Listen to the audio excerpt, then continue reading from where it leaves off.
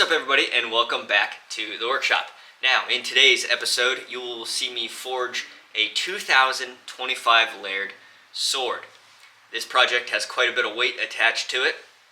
It is, in fact, the first sword I've ever made, and 2025 layers is the highest layer count I've ever made, so few firsts in there. I'm also forging this sword for my sister's wedding.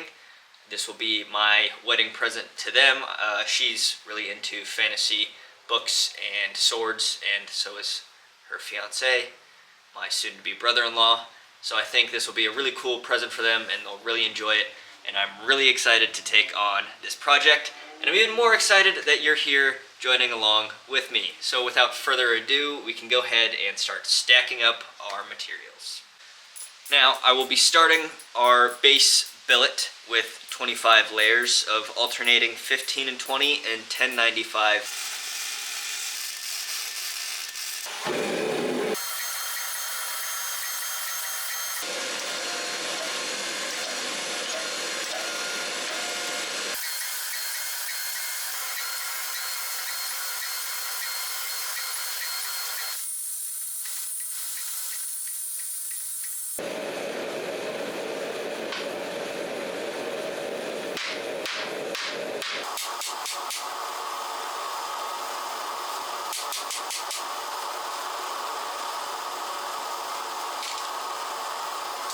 So I went ahead and got that billet chopped up into 5 separate pieces. I did that off camera just because there's going to be a lot of cutting and a lot of restacking, and I'll show you how I did that later on in the process. I used the handy dandy chop saw. Nice metal chop saw, works a treat. But anyway, we got 5 pieces stacked at 25 layers. So we can go ahead and jump on the grinder and get those cleaned off. Now, I plan on taking 4 of those 5 pieces and stacking them on top of each other, reforge welding that, and getting 100 layers. And from there, we'll be doing some more stacking, some more welding, and I will talk about that as we get to it.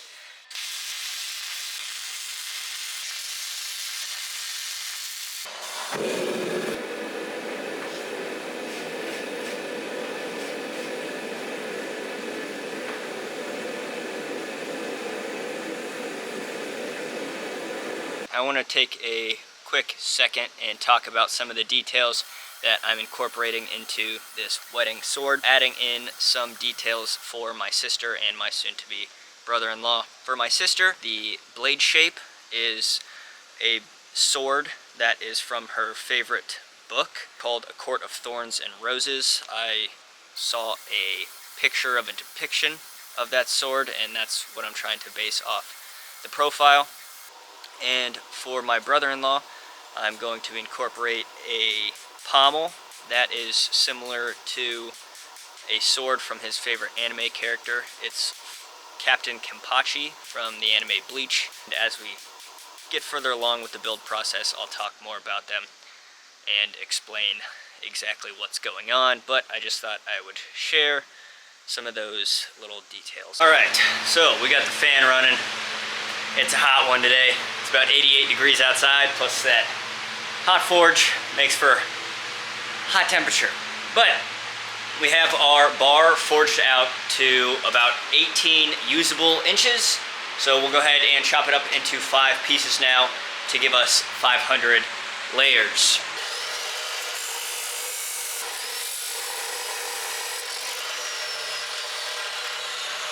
Now with those 5 pieces cut up, we can go ahead and jump over to the grinder, get them cleaned up and ready to re-weld. But since you guys already know what that looks like, we'll just do a fun little transition to when they're done.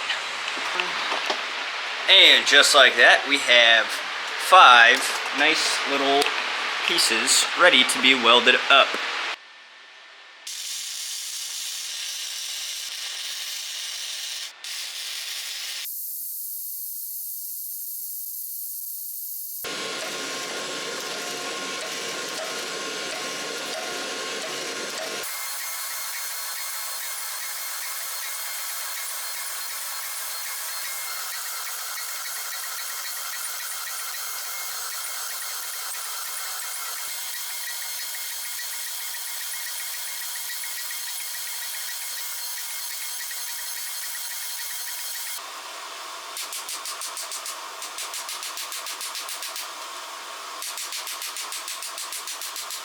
Now that we have our billet drawn out, there are 500 layers in this bad boy. What we're going to do is cut it into 4 sections. We're going to have 2 pieces of 500, and then we're going to throw in this piece of 25 layers that we did in our first forge weld, and then we're going to stack on another 2 pieces of 500 to create 2025 layers. Now, as you guys know, we got to chop this bad boy up and get it ready to weld together. Get the pieces nice and cleaned up, and you guys already have seen that process, so we'll just cut to when I already have these bad boys welded. We'll get the forge hot and get this smashed together for our final forge weld of this Damascus sword. Let's get after it.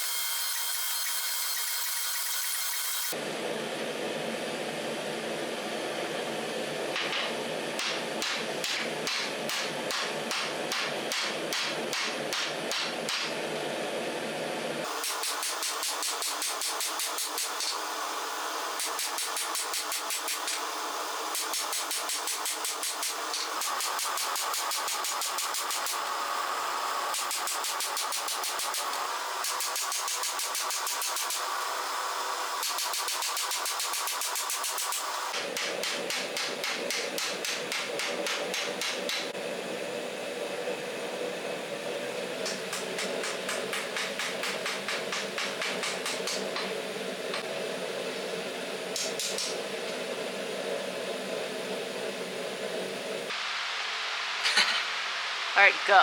With the blade now rough forged, it's looking somewhat like the design. I want to go ahead and take a second to talk about the design.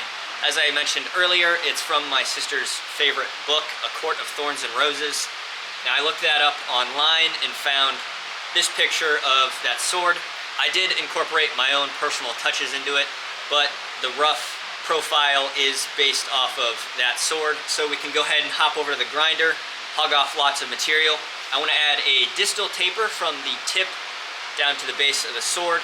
We can clean up the tang and its transition, and then we can grind in those cool little design areas that are incorporated from that sword from the book. I think it'll be really neat, and I'm super excited.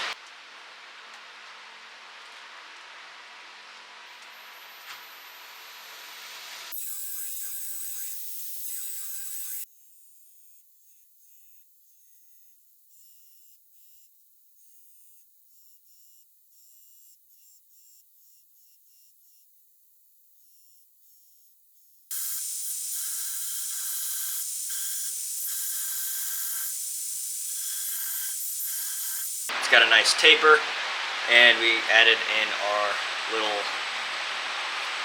I don't know what you would call those, I'm not sure what they're called, but they're in there, and it looks pretty cool. Very excited about it.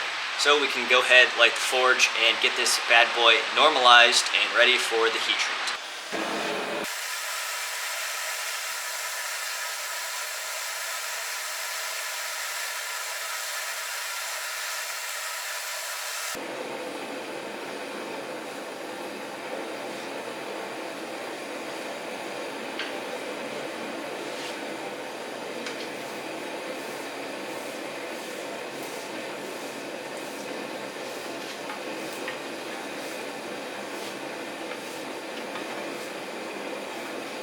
with a successful heat treat on the sword, it is now in the oven tempering at 400 degrees for 2 hours. Now I'm using my oven because the kiln is way too small for that long boy.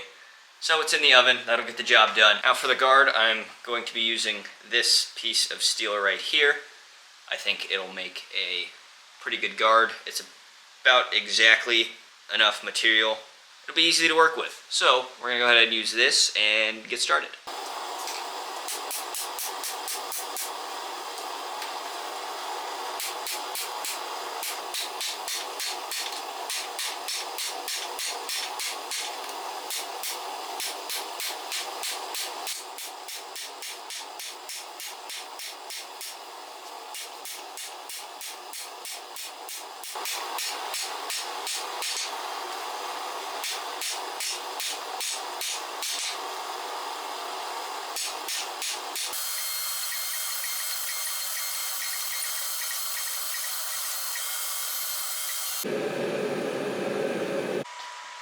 Alrighty, we have our guard very rough forged, but we can clean it up on the grinder, which is good news. It's not going to be exactly how I designed it, but that's okay. I have a good idea of how I want to make it, and I'm kind of happy with how this turned out rather than my design. I was a little iffy on that, but I think I have a really good idea for this piece. And our sword is now tempered, so we can hop over to the grinder and do so much grinding.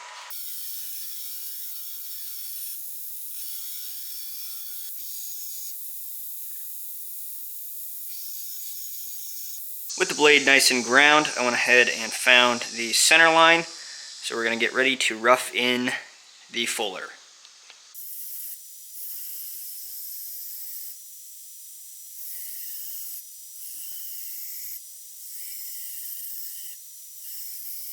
So, as you guys saw, I have the fuller ground in there. Now this is the second fuller I've ever done in my entire career, and it turned out really well considering.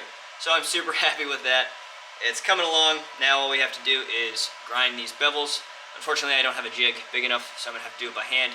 That kind of freaks me out a little bit, but let's get after it.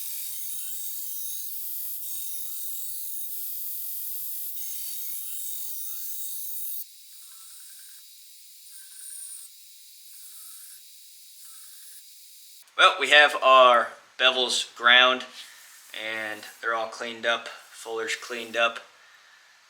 Boy, was that tough. I've never ground bevels on something this big, and doing it by hand, freehanding it, was a challenge to be sure. But I think it worked out nicely. I'm pretty happy with where we're at now. A lot of hand sanding coming up here, which will be a heck of a lot of fun. Definitely looking forward to that. So with this bad boy cleaned up, we can get it hand sanded now, but we're gonna work on the guard a little bit and get cracking on that.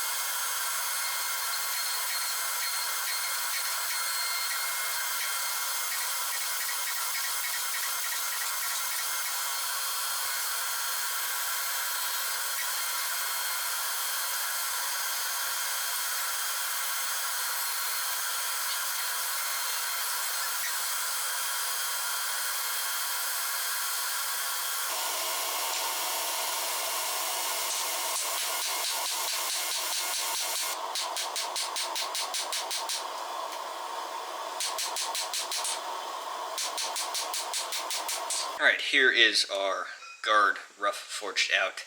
That's kind of a better shape. I like it a lot more. But with the rough forging done, it is now time to hop back on the grinder and get to hogging some material off.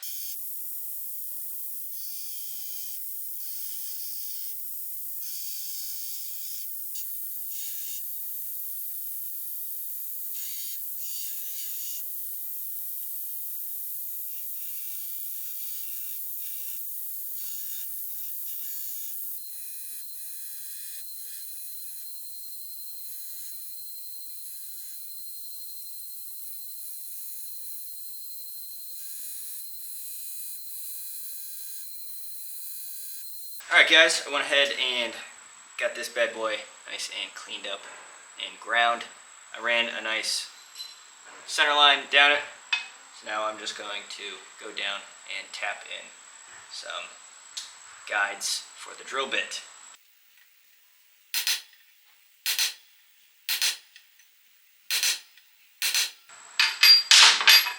And there that is. You can see those there. So we'll go ahead and get this drilled out now and see how it fits.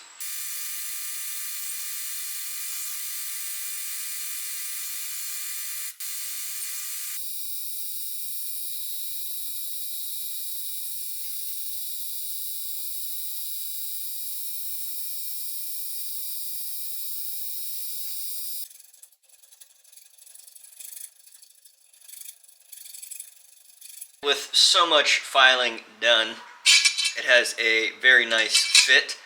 It's sitting about a 32nd off of the actual sword right there. You can see that tiny little gap. It's about 31/100ths of an inch. So from here, what I'm going to do is friction fit it. So I'm going to tape up the blade real nice, put it in the vise, put a pipe over top, and beat it down flush. I think that'll give me a very nice, secure fit. Alright, so we got our little pipe here. I put a piece of wood in between the guard and the metal just to help soften the blow a little bit. So we'll go ahead and get this pounded on here. Alright, I'd say we have a pretty good fit up. You guys can check that out right there. Pretty nice fit. I'm pretty happy with that. Look, it's looking absolutely awesome. Very excited. So our next step will be to hand sand the blade, and that is going to be quite the process. Definitely looking forward to that. So let's go get her done.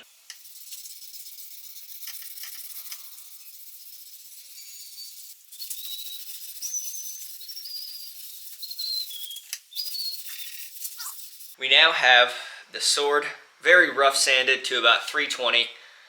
That was a lot of sanding, and I'm going to take a break from that now and work on the rest of the handle configuration. As you guys saw, we have the guard fit up very nicely. So now I'm going to go ahead and work on the actual handle and then get the pommel nice and finished up. Now the pommel is the next most important piece of the sword because that is the piece I'm making for my brother-in-law. Now I'm basing the pommel off of an anime. It's called Bleach. There's a character called Captain Kenpachi. He wields a katana, and I'm basing the pommel of this sword off of the guard of that sword. I'll show you a picture of it here. That's kind of what I'm going to go for. It's not going to be an exact replica, but it's going to be pretty similar. I'll be making the pommel out of this piece of 1-inch diameter round bar. We'll go ahead and get it cut and then hop over to the grinder and do lots of grinding to grind it to shape and get that kind of cone, I don't know, like the diamond pattern almost. You'll see what I'm talking about when I do it, so let's go do it.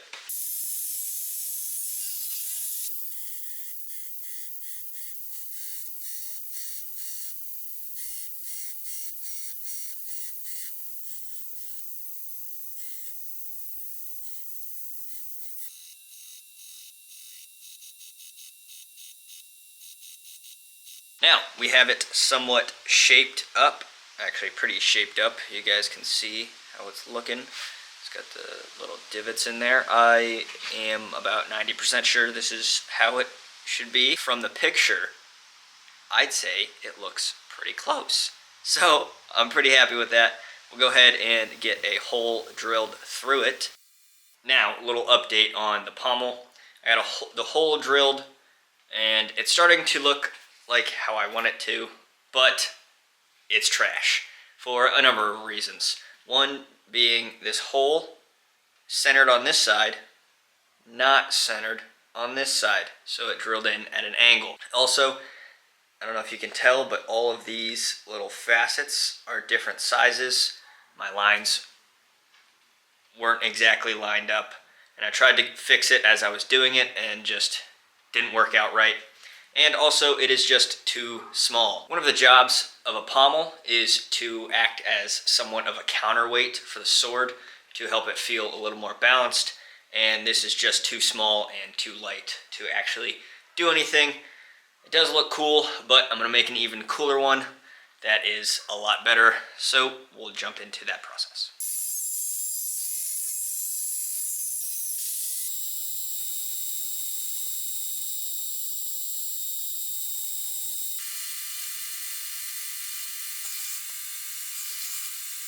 Alright, we have our hole drilled in this piece of steel.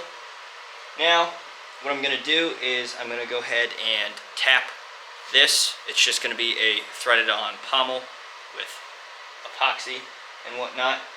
It's mostly just going to be a showpiece. I'm going to make a little wall mount for it, so it's just going to sit up on the wall, so it doesn't need to be a full peened tang.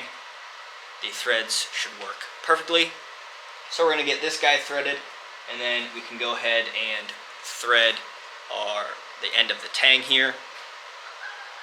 And once that's all threaded together, then we can go ahead and work on the shaping of the pommel.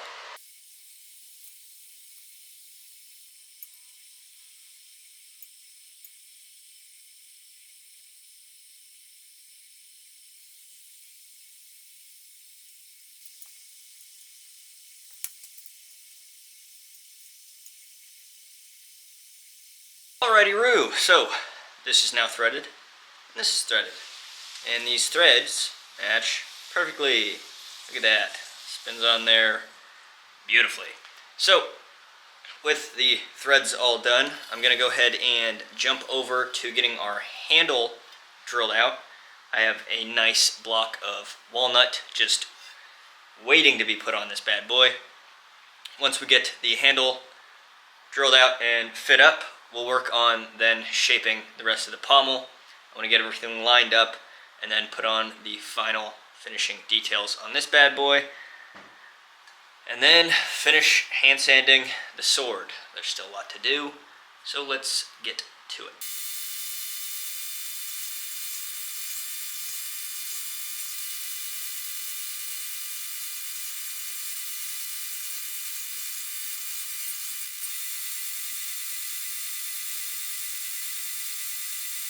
So we have a pretty good fit up. Not really, as you can see. So we use our handy dandy files and get that fit perfectly.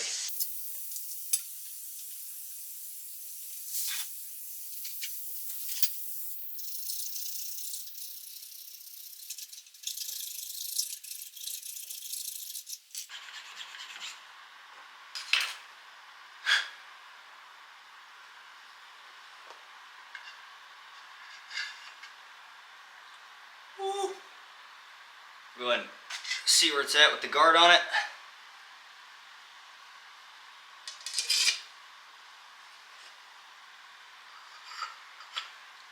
Oh, look at that. Go ahead and throw the pommel on and see how it all fits up.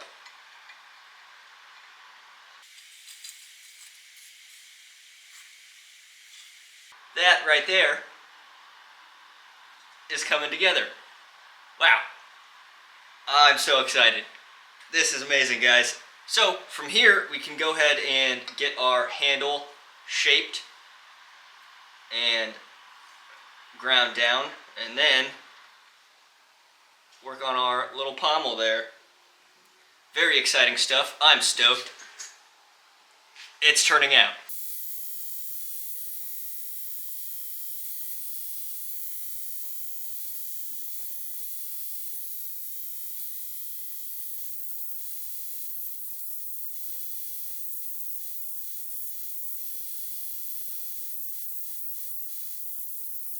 Alright, with the handle now pretty well profiled, I went a little thinner than normal. I will be putting a leather wrap around this handle, so you want to make it a little uncomfortable to hold, a little too small, because that leather will add some thickness and whatnot. But I like the shape and the feel so far. So we can hop over and start working on our pommel. Back to the grinder we go.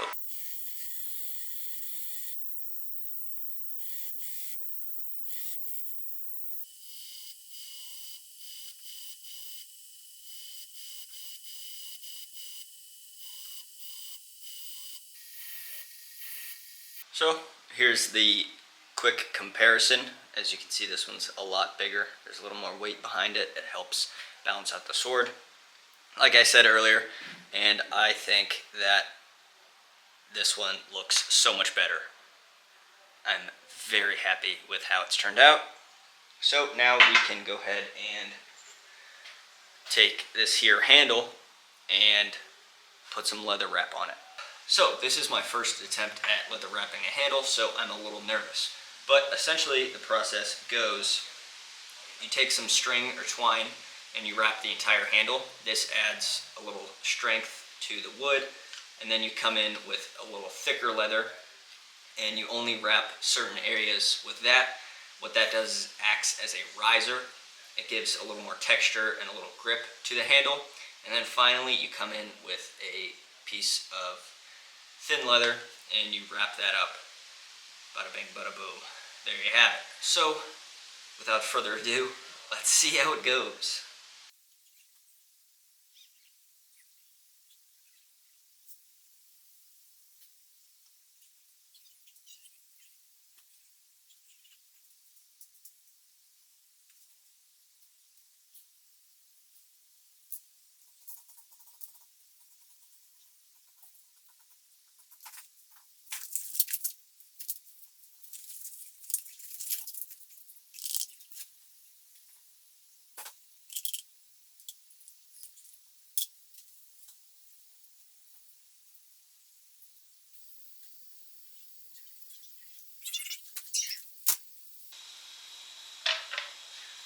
So there it is, wrapped in the string.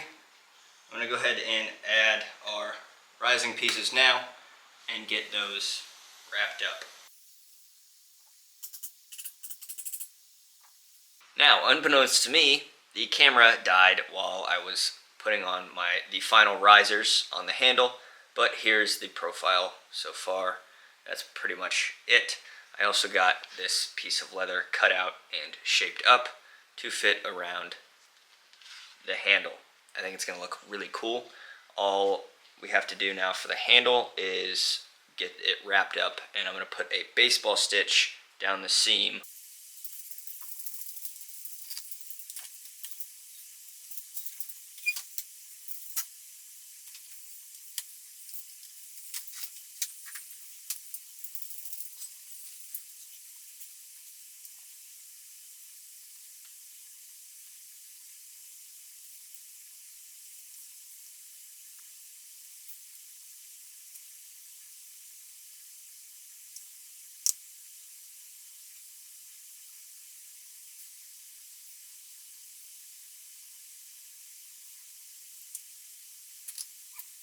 It's all wrapped up and stitched. Now what I'm going to do is we're going to wet it with a sponge and some warm water.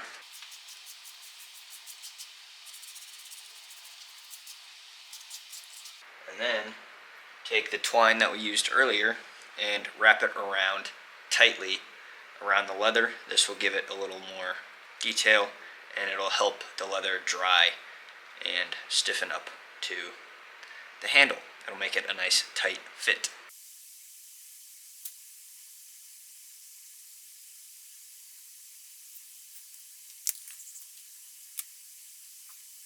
The leather handle drying, we can go ahead and start working on finishing up the sword, pommel, and guard.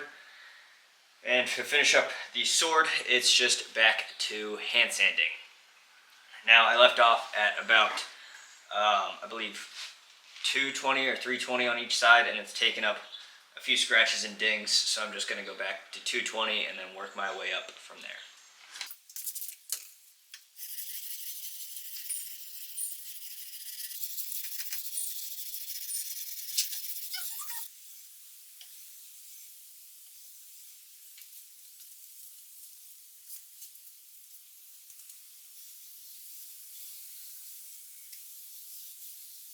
So now with the sword done being hand sanded, it's time to add our maker's mark to the blade. And I don't have a actual etching setup for my maker's mark. I just use some tape, my punch, and some salt water, a 9-volt battery, and a Q-tip. And that seems to get the job done perfectly.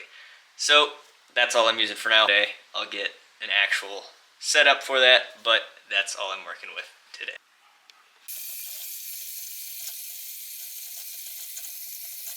The sword has been cleaned off.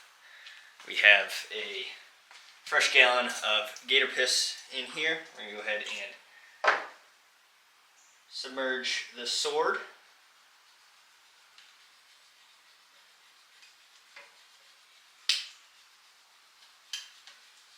We'll let that sit in there for a full 20 minutes to get a nice deep etch, and we will come back and check on that then. It now has been 20 full minutes. You can go ahead and take this guy out and see what the pattern looks like.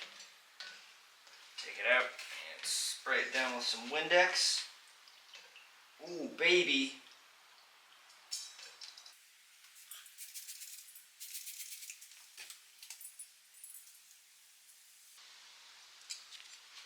"25 layers in the center right here are really popping, and then there's that really interesting 1,000 layer count on the inside. It's doing some pretty cool stuff. But now we'll wash it off and get it thrown in some instant coffee in a very strong mixture. We'll let that sit for quite some time, a few hours, maybe overnight, and we will come back and look at it then. I also have the pommel and guard in some ferric acid getting etched. I'm going to kind of darken those, give it a nice, cool, fantasy, dark look is what I'm shooting for. And I think putting that in the acid and then into the coffee with the sword is going to give me that really cool look. The sword is now out of the coffee, and you can see that pattern. There's those real fine lines, the 1,000 layers in the center, and then it blows out to that real bold 25 layer count on the outside. I really like the way this pattern turned out. It makes you want to get a little bit closer to it and take a closer look for those 1,000 layers, because they're very thin, but you can see those bold 25 layers very nicely from afar. So it adds a little bit of contrast within the contrast. But now all that's left to do is get this bad boy epoxied on, and then head over to the grinder and get it nice and sharp.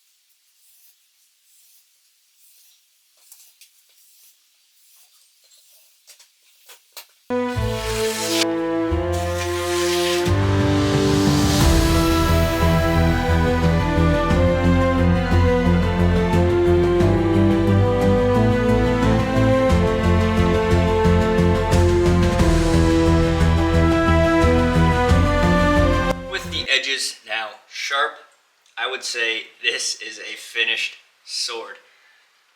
I am absolutely stoked with how this turned out. I've always wanted to build a sword ever since I started in metalworking, and here we are today with a finished sword in hand. I cannot believe it. This project was definitely the biggest one of my career so far. It definitely took me out of my comfort zone, that is for sure. There were a lot of ups and there were a lot of downs, but we came out on top. And I want to say thank you guys so much for joining along in this process. Getting the opportunity for you guys to follow along with me in this journey was absolutely amazing, and I just want to say thank you. It really means the world to me. Now, off camera, I did make a mount. This is a wall mount for it. It'll sit in there like so. Boom. And if you want to see me make that, go ahead and check out my TikTok, D2 Knives. That video will be up there. Now all that's left to do is to give it to them. Did you make that? What? 2025 layers. I'm sorry, hold on. Did you say you forged this blade? Yes. Oh, I guess we do have something to Run, Max. Holy shit! Run, Max. I'm so excited. Oh my god. This is all you. How you looking? The image of you holding this blade is fantastic.